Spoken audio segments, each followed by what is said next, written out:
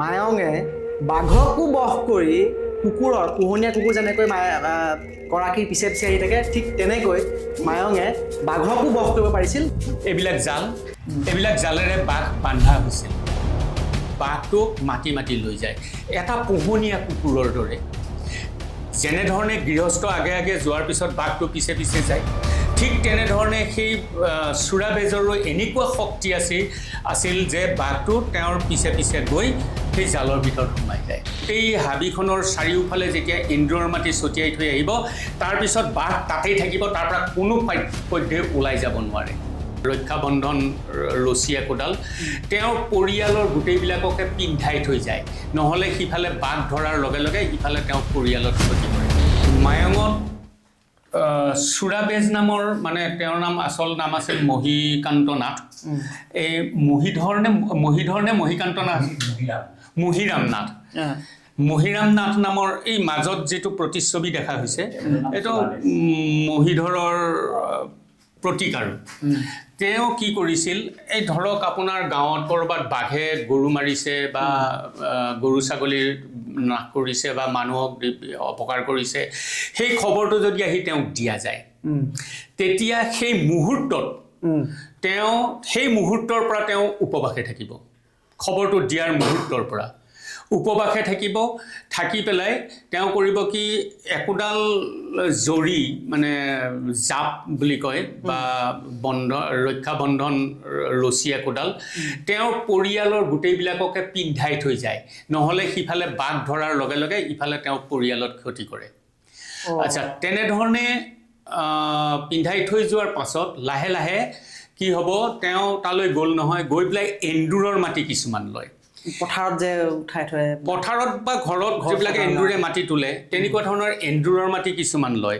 কিছুমান লৈ পেলাই এটা পাচিত এক পাচিমান ল'লে বা কিবা এটাত মোনা এটাতে এক মোনামান ল'লে, লৈ পেলাই সেই এন্দুৰৰ মাটিখিনিক তেওঁ বন্ধন মন্ত্ৰৰ দ্বাৰা, বাঘ বন্ধন মন্ত্ৰৰ দ্বাৰা তাক মন্ত্ৰিত কৰিব। মন্ত্ৰিত কৰি মন্ত্ৰ গাই পেলাই সেই মাটিখিনি মন্ত্ৰলৈ ৰূপান্তৰ হ'ব। তেতিয়া তেওঁ কোনোবা দুজনমান সাহসী মানুহক ক'ব যে এইখন হাবিতে বাঘটো আছে, গতিকে এই গোটেই হাবিখন ঘেৰাই পেলাই তুমি এন্দুৰৰ মাটিখিনি ছটিয়াই থৈ আহা।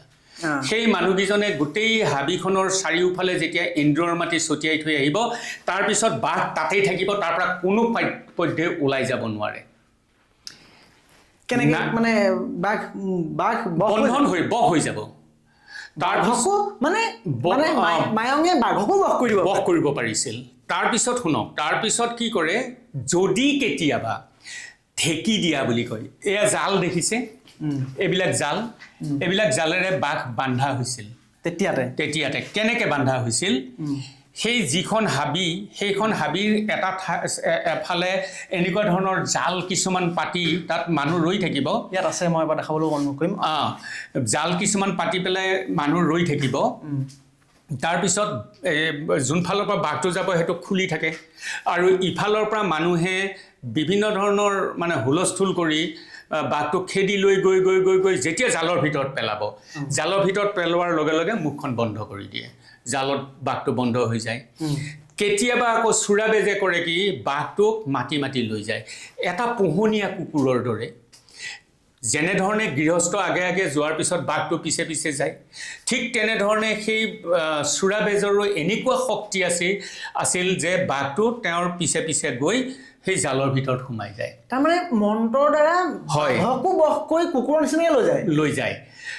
আৰু সেই মুহূৰ্তৰ পৰা, যিটো মুহূৰ্তৰ পৰা বেজে একো নাখাইছিল, মই কৈছোঁৱেই প্ৰথমতে উপবাসে থাকে, সেই মুহূৰ্তৰ পৰা বাঘেও একো নাখায়। বাঘে একো ক্ষতি নকৰে নে মানুহক? তেতিয়া একো ক্ষতি কৰিব নোৱাৰে। সি সম্পূৰ্ণ সেই বেজজনৰ বশ হৈ যায়। বাঘক বশীকৰণ মন্ত্ৰৰ দ্বাৰা সেই বাঘটোক বশ কৰি ৰাখে।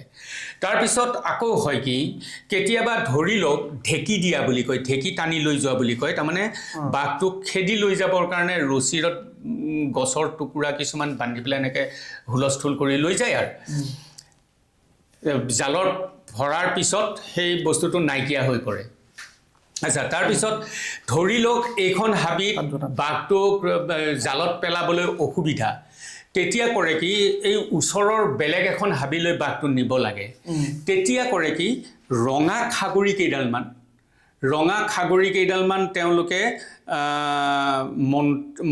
অভিমন্ত্ৰিত কৰি পেলাই এই ইখন হাবিৰ পৰা সিখন হাবিলৈ এনেকৈ দুইফালে ৰঙা খাগৰি পুতি পুতি এটা বাটৰ সৃষ্টি কৰে তাৰপিছত এইখন হাবিৰ পৰা য'ত বাঘটো আছে সেই বাঘটো থকা হাবিৰ পৰা বেজে গৈ থাকিব তাৰ পিছে পিছে বাঘটো গৈ পেলাই সিখন হাবিত সোমোৱাৰ লগে লগে তাৰ চাৰিওফালে মানুহ থাকক যদিহে সেই যিটো বাটটো দিছে সেই বাটটোৰ ভিতৰত যদি মানুহ নাথাকে তেতিয়াহ'লে কোনো ক্ষতি নকৰে তাৰ গাতেই লাগি থাকক লাগিলে একো অসুবিধা নাই তাৰপিছত তেনেকৈ লৈ যাই পেলাই সেইখন হাবিত গৈ পেলাই বাঘটোক বশ কৰি পেলাই বৰ সঁচাকৈ বৰ আচৰিত মই এবাৰ দেখাবলৈ চেষ্টা কৰিম মায়ঙৰ হাতত নাছিল কি আচলতে মায়ঙে বাঘকো বশ কৰি পোহনীয়া কুকুৰ যেনেকৈ গৰাকীৰ পিছে পিছে আহি থাকে ঠিক তেনেকৈ মায়ঙে বাঘকো বশ কৰিব পাৰিছিল মই এবাৰ দেখাই লওঁ সেই দৃশ্যটো এবাৰ দেখাম মই এয়া আপুনি ইয়াত দেখিছে এটা এইটো খালি এটা প্ৰতীকপট্টাহে ইয়াত ৰখা হৈছে ইয়াত আপুনি দেখিছে বাঘ এটা পৰি আছে আৰু এইজন এগৰাকী বেজ আৰু সেই বেজগৰাকীয়ে যেতিয়া গাঁৱত আগৰ সময়খিনিত প্ৰাচীন কালত যেতিয়া গাঁৱত বাঘ ওলাইছিলে সেই সময়ত লোকেন্দ্ৰ ছাৰে কোৱা সেই কথা অনুসৰি যেতিয়া বাঘ বেজজনক জনায়গৈ সেই বেজজনে সেইদিনাখনৰ পৰা উপবাসে থাকে আৰু গোটেই যিখন হাবিত বাঘ থাকে বা যিটো অঞ্চলত বাঘ থাকে সেই অঞ্চলটো তন্ত্ৰ মন্ত্ৰৰ দ্বাৰাই বশ কৰি অৱশেষত বাঘকো অৱশেষত মায়ঙৰ বেজে বশ কৰি পোহনীয়া গৰু ছাগলীৰ নিচিনাকৈ লগত লৈছিল চাব ভুল হোৱা নাইতো একদম ঠিকে আছে বৰ আচৰিত চাই মানে এইটো অলপ গাৰ নোম শিয়ৰি উঠাৰ নিচিনা কথা কিন্তু বাঘকো যেতিয়া ইমানখিনি কৰিব পাৰে নিশ্চয় এইটো এটা